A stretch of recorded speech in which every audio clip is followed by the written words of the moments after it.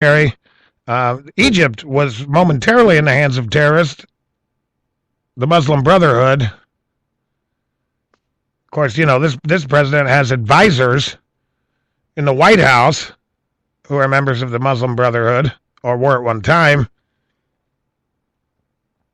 But they're terrorists. Just like Hamas and Hezbollah. They're all terrorists.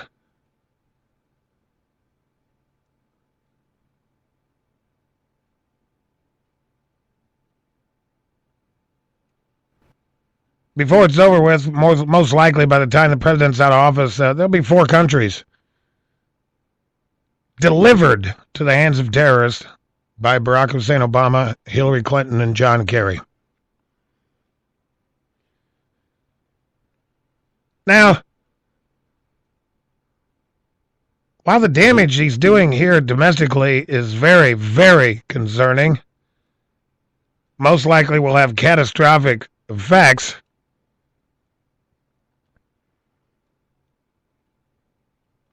to our liberty, to the rule of law, to the Constitution. The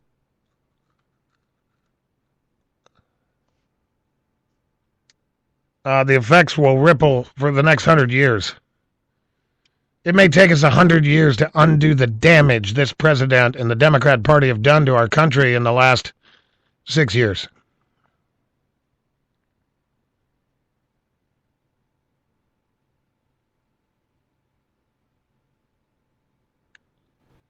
One would have to time travel, to know exactly how long and how lasting the effects are. But my time machine's in the shop. I tried this morning. I was eating a bowl of Cheerios, and I tried doing the Nostradamus thing in my bowl of Cheerios. I stirred them up. I ate a few. Stirred him up. I tried to see the future in my bowl of Cheerios. Didn't work. I was very disappointed, but I digress. Life doesn't always turn out the way, you want it to. That's life. So, one only knows how long it'll last. But what concerns me, about the damage being done to the world, and it's not, I said it, I'm surprised it didn't jump out at me before, because, the most powerful nation on earth, the freest nation on earth,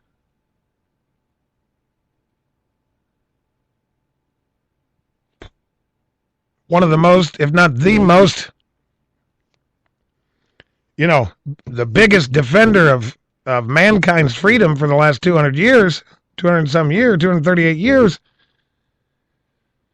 when we go off the deep end, freedom goes off the deep end. See, here at home, we've had some protests. I think it's going to get uglier than that before it's over with. Now that he's set the precedent that the Constitution is meaningless, if a bunch of people don't wake up and we don't take our country back, if someone like him comes in behind him, they're going to use the same tactics. The precedent's already been set. That they don't need to follow the Constitution, because John Boehner's going to, if Hillary Clinton gets elected, John Boehner will be hiding under his desk twice as much, more than likely. My guess is Hillary Clinton scares John Boehner even more than Barack Obama. So he'll either be hiding under his desk or, at the bar or the tanning bed, either of which, not much of a resistance.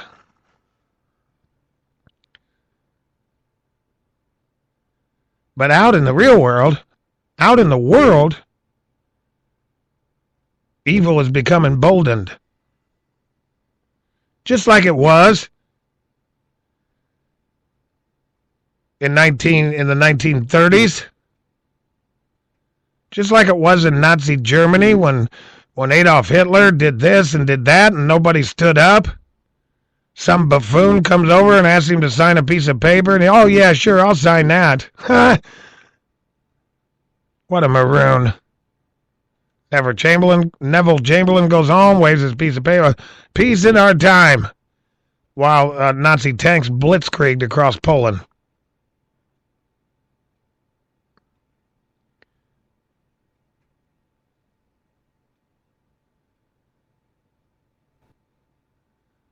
I don't know how many times I have to say it. And I really have not heard it from anybody in the talk show business. Not that I'm so brilliant, not that I'm so smart, not that I'm tooting my own horn, because I'm really not that smart. And I don't really have, that nice of a horn. Not too many talk show hosts who have taken this to the spiritual level. And, there's some who use the word evil, but they really don't comprehend what that means. Hamas is evil. Yeah, okay. Yeah.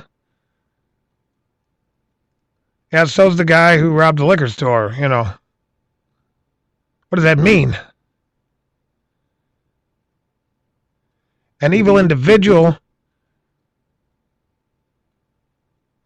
is a whole different beast compared to an evil ideology or an evil nation or an evil group of people. And I hear people on the right, oh, we got to tone down our rhetoric because, our nation's fragile. And, I got a story coming up after the break.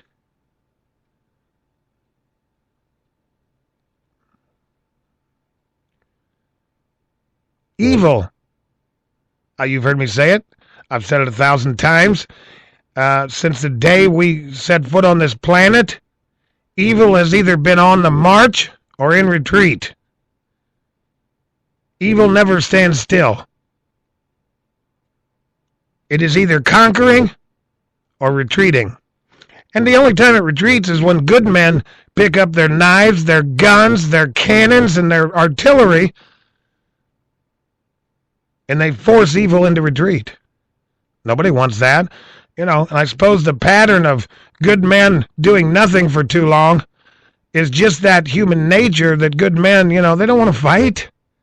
They don't want to engage in violence. They don't, they just want to raise their kids. They just want to make a living and have a roof over their head. We see it coming throughout the course of history. Of course, hindsight's 20/20.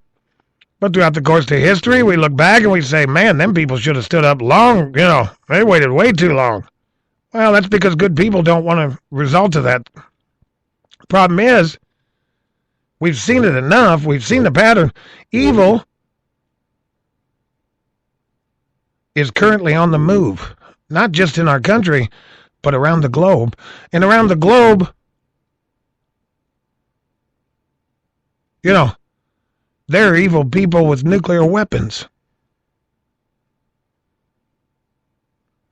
There are evil ideologies and evil tyrants.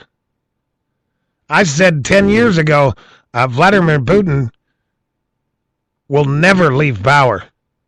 Vladimir Putin is Joe Stalin.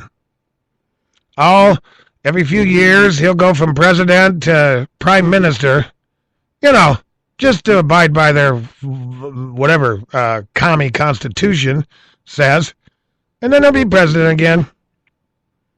And so far, I've been right about that.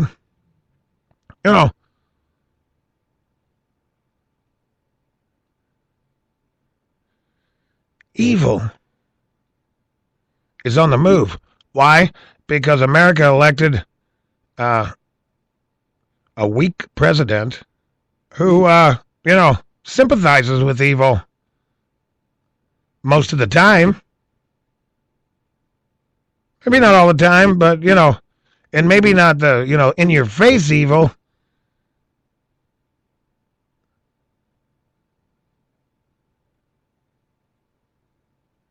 Obama's closer to a communist than he is a capitalist, so, he's not going to confront Putin. And Putin's emboldened. So far, under the Obama administration, we have 2 countries delivered to the hands of terrorists, and 3, maybe 4, maybe 4 before it's over with. Evil is becoming emboldened. A good, strong leader can, I said evil is either on the march or it's in retreat. Well, a strong leader, like, say, Ronald Reagan, who I didn't appreciate at the time, by the way, I have to admit, a strong leader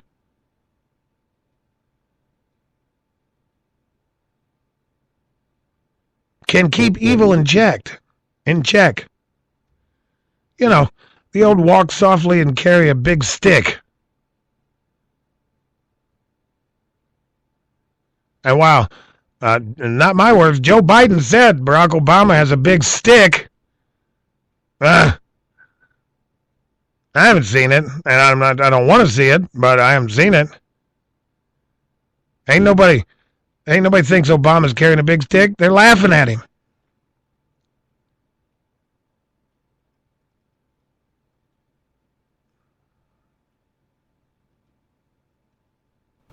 Our enemies are laughing at us because we have a weak leader.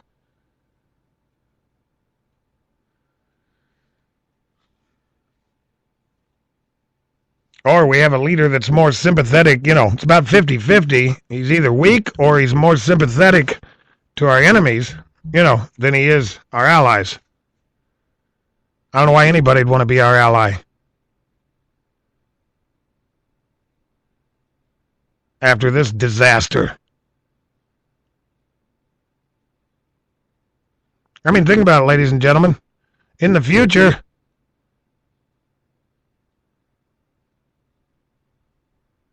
why would anybody let us in their country? Why would they let us be their ally? Why would they believe us when we say, if you're our ally, we'll be there for you? Why would anybody believe it? If I was a leader of a nation and, America reached out to me, said, asked us if we wanted to be their ally. Right. Why? So I can have terrorists take over my country? So I can be pushed around by commies? After you signed a treaty with me saying you'd protect me? And then left me holding a bag, hanging high and dry? Yeah, no thanks, Chief. With allies like that, who needs enemies?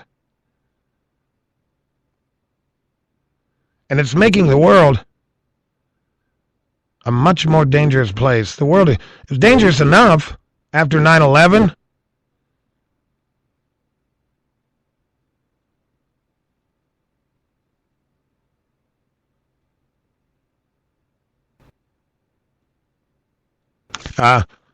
One of the things I strongly supported George Bush on was his foreign policy.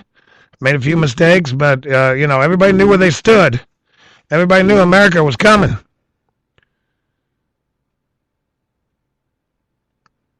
Turns out his domestic policy was almost as big a disaster as Obama's.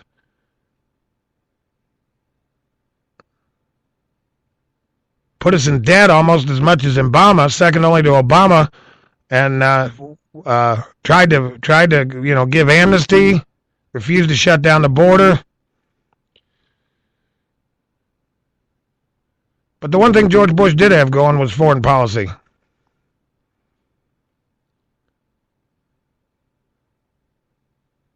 When we said we were your ally, you knew it. Under this president, right. No thanks, Chief.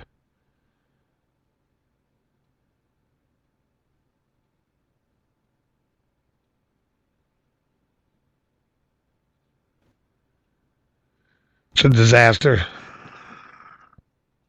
We're going to get into a little bit after the break. Going to take a pause for the cause. My name is Anthony Schindler, and this is the Patriot Addiction.